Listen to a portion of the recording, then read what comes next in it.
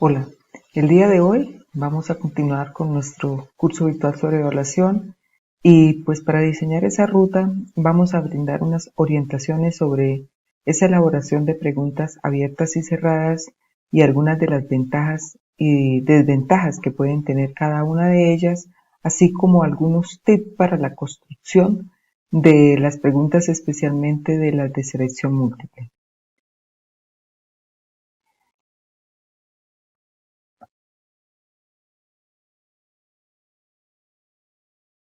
Las preguntas abiertas y cerradas vamos a mirar algunas características de cada una de ellas. En las cerradas, en general, pues son mejores para evaluar conocimiento memorístico y de comprensión. Y en las abiertas, en general, pues son mejores para evaluar esas capacidades de orden superior. A medida que vamos hablando, pues vamos identificando, cada uno irá identificando qué tipo de preguntas normalmente realiza y qué tipo de preguntas de pronto puede proponer realizar en esta etapa. Otra de las características de las preguntas cerradas, pues es que son mejores para evaluar, mucho más fáciles, porque pues no tienen un material conexo y pueden utilizarse muchas preguntas en una sola prueba. Con respecto a las preguntas abiertas, son mejores para evaluar al final de un módulo, pues porque se recoge todo el resultado y la evidencia de aprendizaje.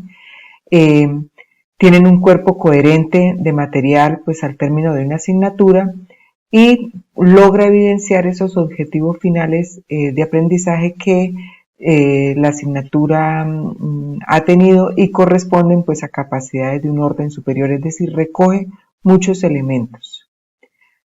Otra característica también diferenciadora de las preguntas cerradas es que la corrección de cada pregunta pues es bastante rápida, pues porque permite incluso dentro de un proceso automatizado identificar eh, la respuesta verdadera pero hay un problema y es que no realmente puede identificar el docente las fortalezas y debilidades en el razonamiento de los estudiantes.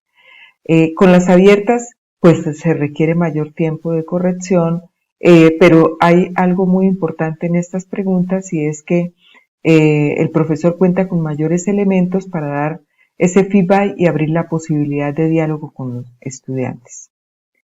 Otra característica de las preguntas cerradas es que la aplicación de la prueba toma menor tiempo y esta es la razón para que sean tan populares en los quizzes. Y en comparación con las abiertas, pues la aplicación de la prueba pues toma más tiempo, particularmente se exige un texto narrativo, un ensayo, algo elaborado y por eso pues va a ser una prueba que toma más tiempo. No va a ser una prueba inmediata y que de pronto pudiéramos establecer como un quiz. Otra de las características de las preguntas cerradas es que en términos totales hay como le dijera yo, el tiempo de corrección son apropiadas para clases con muchos estudiantes, pues esto facilita que en grupos grandes se pudieran desarrollar este tipo de preguntas por una facilidad para el proceso de calificación o de resultado. En las abiertas pues se requiere mayor tiempo, es preferible para grupos con pocos estudiantes. Por ejemplo, un parcial que uno pueda enviar a la casa. Requiere de mucho más tiempo identificar, revisar cómo hizo ese proceso el estudiante para poder recoger y poder responder al enunciado que se le había establecido. Continuando con este proceso de características, las cerradas se prestan para que haya fraude, porque pues es difícil identificar posteriormente, pues ya que pues la característica de la pregunta cerrada es que el estudiante puede oír la respuesta, puede con señas identificarla con las diferentes simbologías que tienen los estudiantes o con un papelito pueden, o sea, es más difícil de identificar ese fraude, mientras que las preguntas abiertas sí permiten identificar ese fraude y es más fácil en la lectura que se le dé identificar las copias o quienes hayan ocasionado esto. Continuando con este proceso, en las cerradas, no estamos diciendo ni de ventaja ni ventaja, sino que lo que estamos haciendo es una comparación entre las dos tipos de preguntas. Las cerradas, una muy buena pregunta, especialmente pues aquellas de opción múltiple, que más adelante vamos a ver algunos tips, es muy difícil de construir y por tanto hay que emplear mucho más tiempo.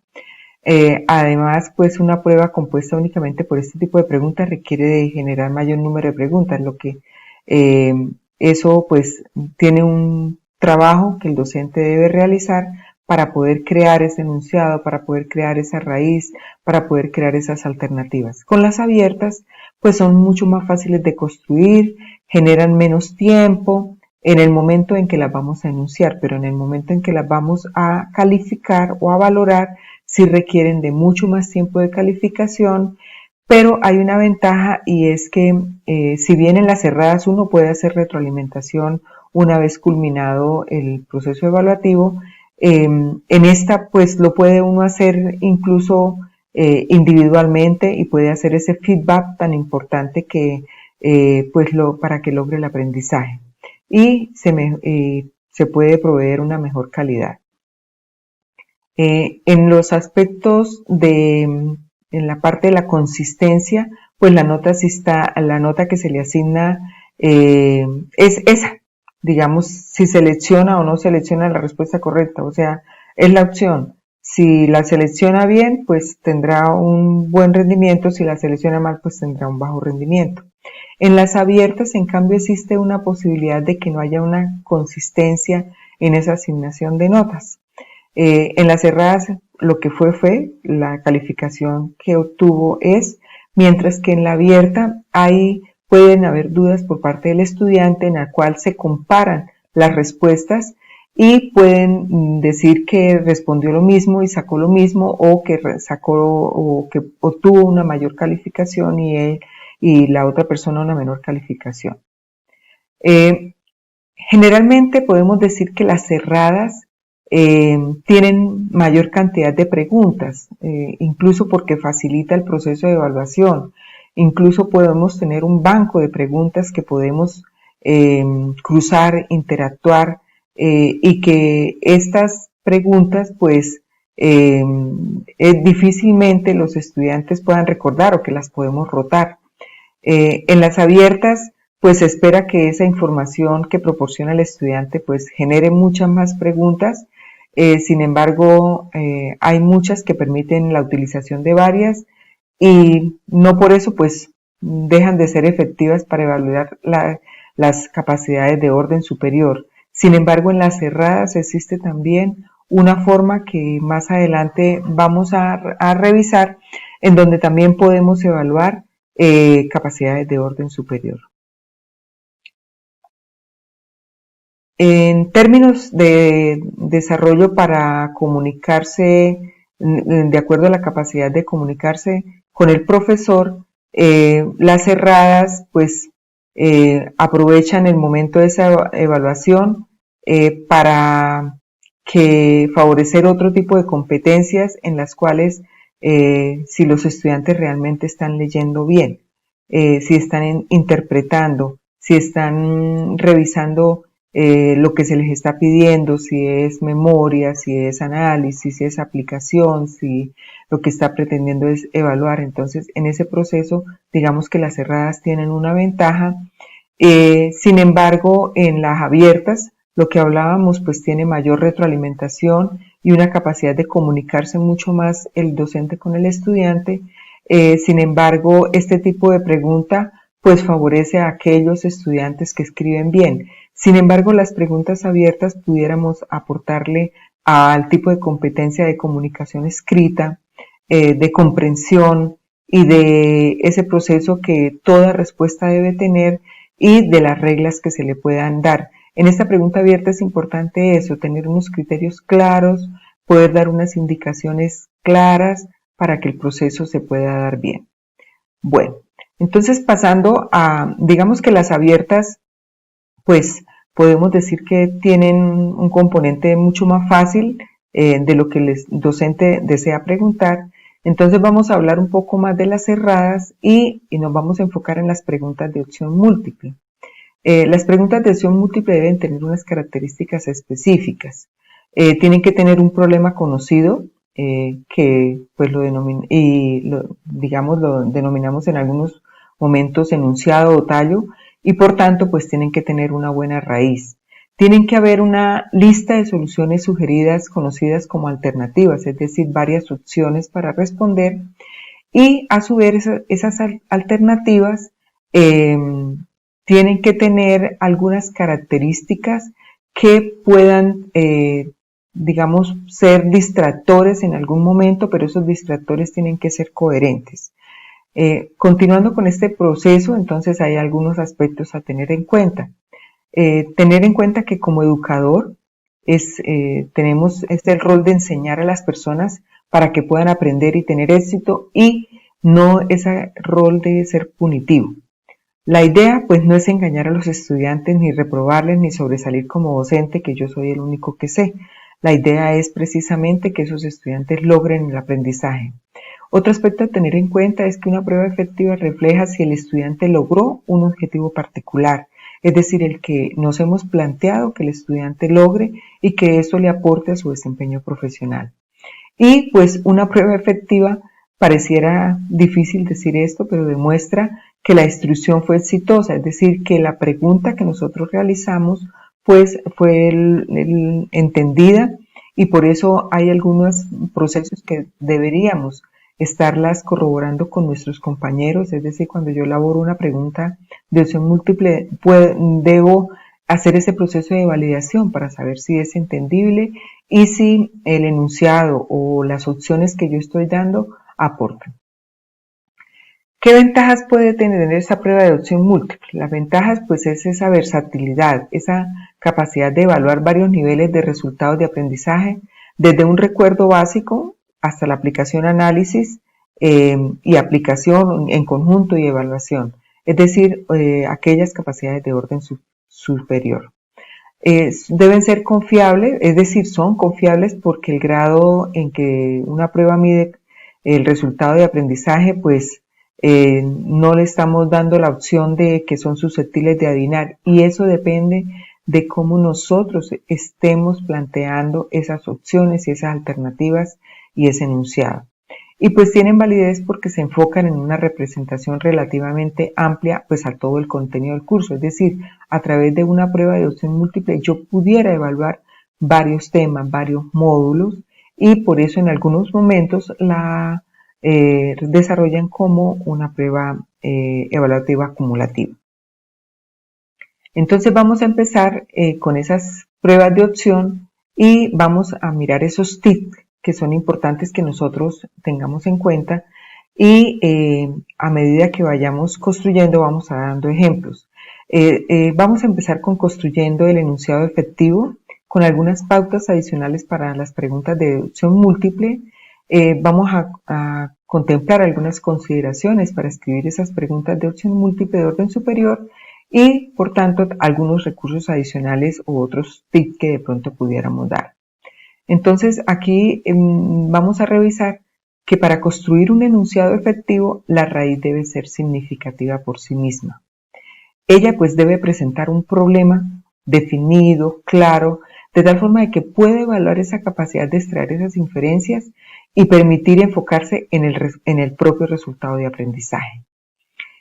Otra característica de ese enunciado es que debe contener un material relevante, sencillo y con lenguaje apropiado a la asignatura, es decir, no salirnos del contexto del resultado de aprendizaje de la asignatura, preguntando otras situaciones o otros problemas en los cuales nada le aporta al desarrollo de esa asignatura.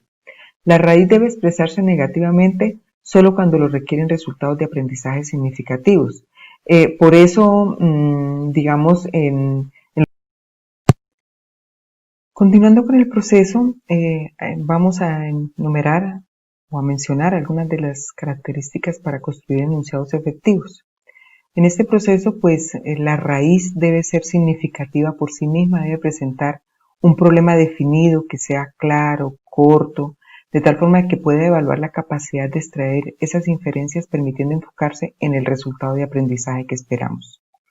A su vez también ese enunciado debe contener un material que sea relevante, sencillo y pues que sea apropiado en su lenguaje y coherente con la asignatura que estamos evaluando. La raíz también debe expresarse negativamente solo cuando requiera resultados significativos como la identificación de prácticas clínicas o laboratorios, es decir, en lo posible tratar de no exponer enunciados negativos, pero a veces hay necesidad de hacerlo, entonces se pueden hacer, pero más adelante vamos a revisar cada uno de ellos. La raíz con una pregunta o una oración parcial pues aumenta la carga negativa y cuando el enunciado se construye a partir de una pregunta en lugar de mantener una oración parcial en la memoria, pues permite que sea una alternativa mucho más eficiente para el desarrollo. Entonces vamos a ver algunos ejemplos de raíz significativa por sí misma, de la primera.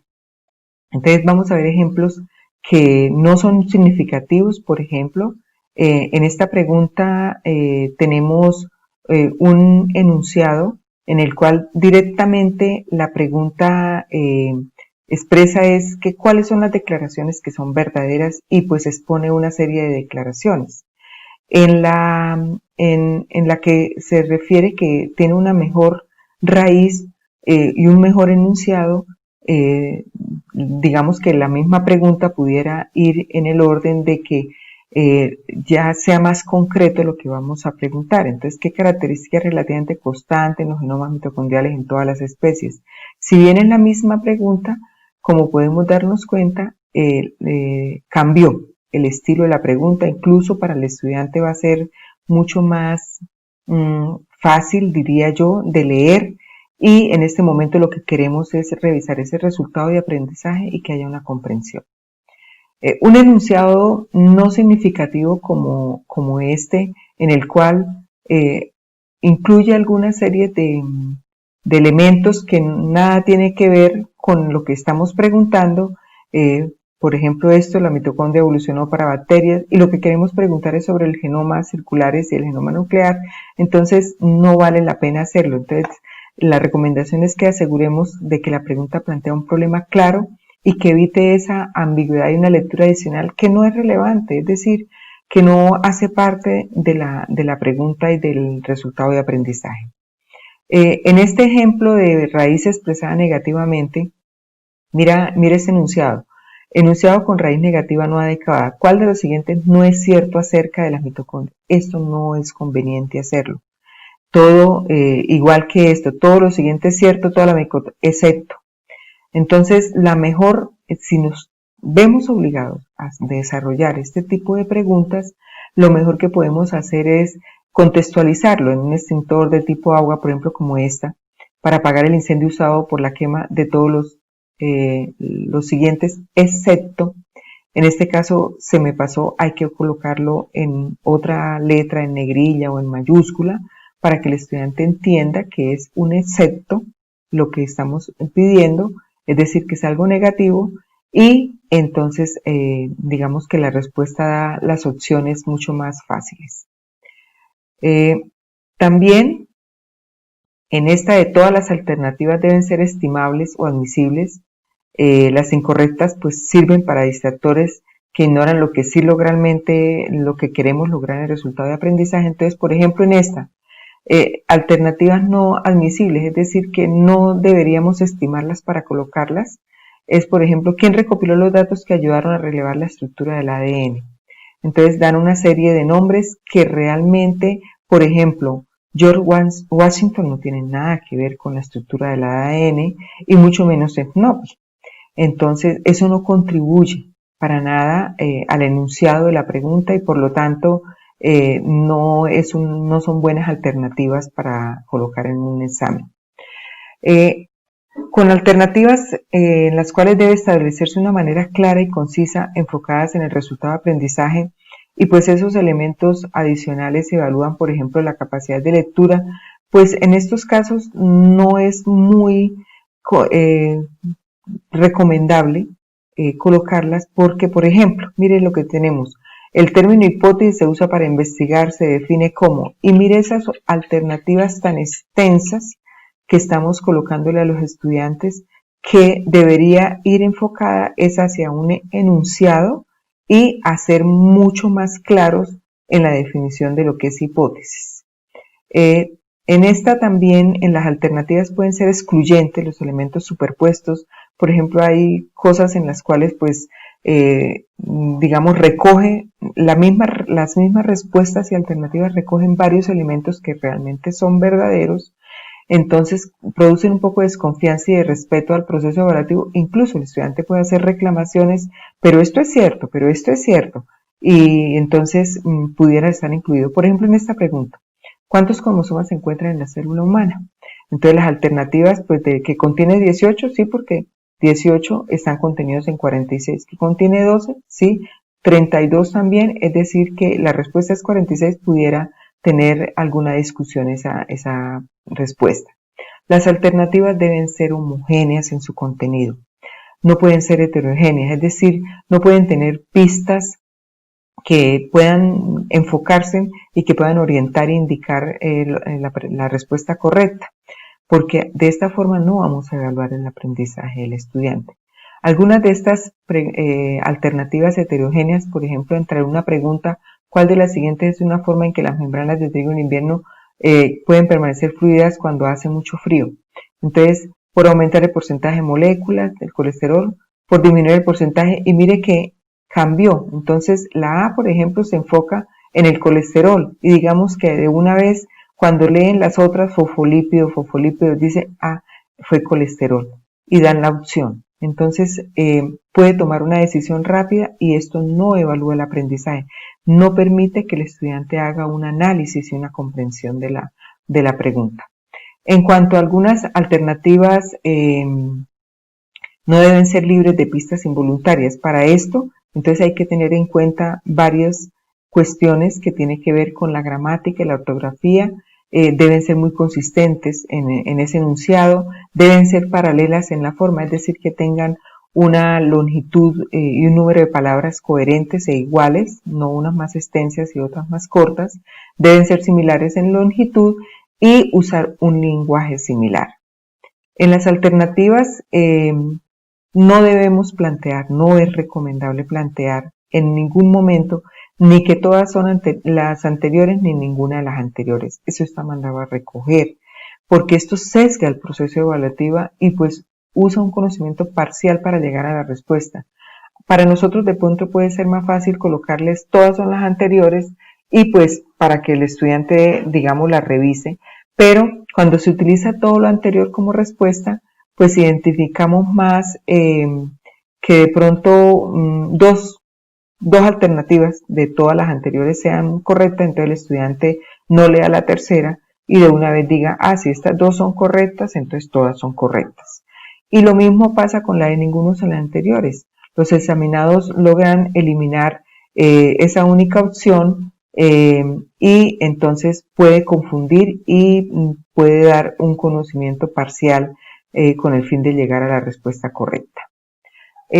Otra recomendación que tenemos en esa construcción de enunciados y de alternativas confiables es que deben tener un orden lógico con estructuras similares, por ejemplo, el alfabeto numérico. Miren esta alternativa no lógica. Si bien está presentando una reacción, ¿cierto? La pregunta dice, en la reacción ¿qué molécula se encuentra oxidada? Y no es coherente lo que estamos presentando en el enunciado, es decir, no tiene una lógica. Si aquí vamos a poner fructosa, deberíamos poner la fórmula de la fructosa como tal. Entonces no hay una coherencia. Algunas alternativas lógicas y ordenadas, por ejemplo, miren este enunciado. Contempla diferentes aspectos que tienen que ver con las respuestas. Entonces la glucosa se difunde lentamente a través de las bicapas de los fosfolípidos. Sin embargo, las células que recubren el intestino delgado mueven rápidamente grandes cantidades de glucosa en los alimentos. ¿Cuál es el mecanismo de transporte? Probablemente esté funcionando en las células intestinales. Y mire que todas son coherentes, son lógicas: bomba de transporte, citosis, difusión facilitada, fácil, y puede llevar a la pregunta, a la alternativa correcta. Aquí tenemos otro enunciado de otro autor, en el cual dice: un hombre de 60 años es trasladado a urgencias por la policía al haberlo encontrado en estado inconsciente en la acera. Una vez determinada la vía aérea, está abierto el primer paso en el tratamiento, debe ser la administración intravenosa. Entonces, la A y la C, por ejemplo, no son coherentes. Estamos diciendo de un tratamiento y estamos diciéndole de dos exámenes, de dos pruebas diagnósticas.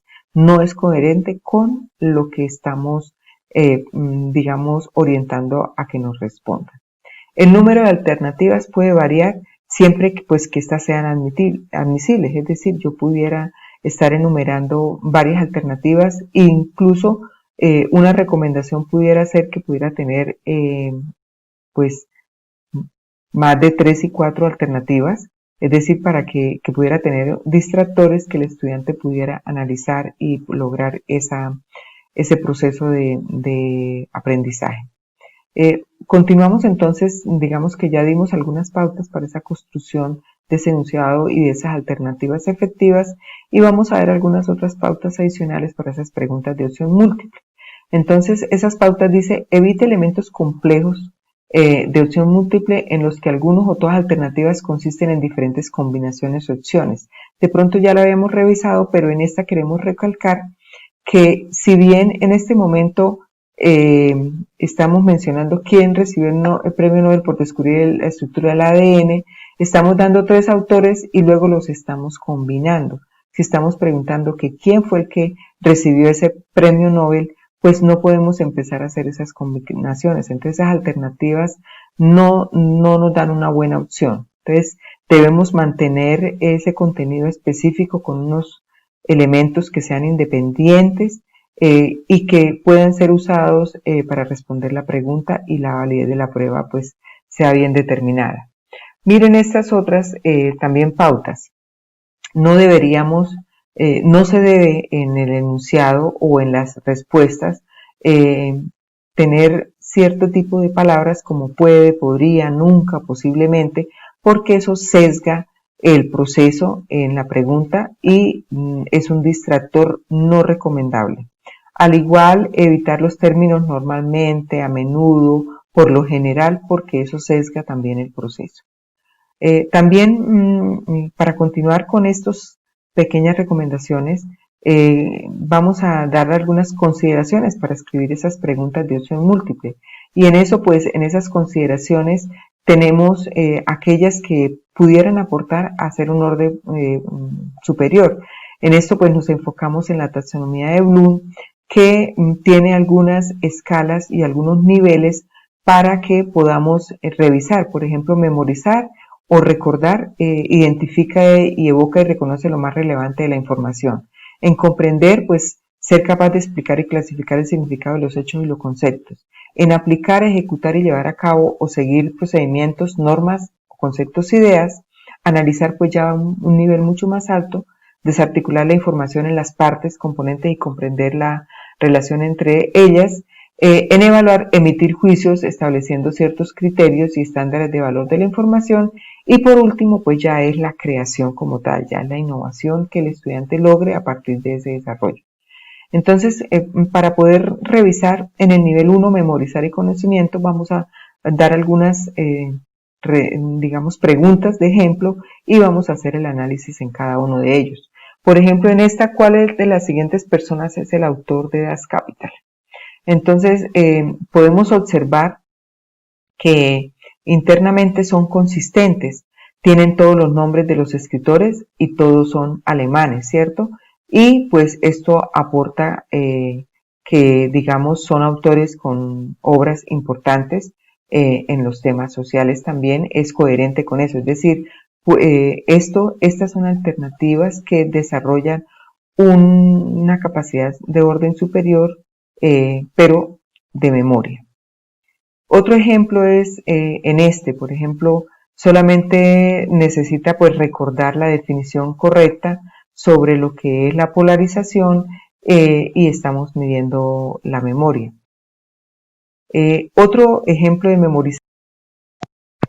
Este tercer ejemplo de memorizar conocimiento del nivel de la taxonomía de Bloom dice que pues lo que se requiere recordar son ciertas piezas, fragmentos de información y pues nos da opciones en las cuales si revisamos todas tienen la misma longitud y lo que pretendemos es que el estudiante realmente recuerde cuáles son realmente los elementos de lo que estamos preguntando.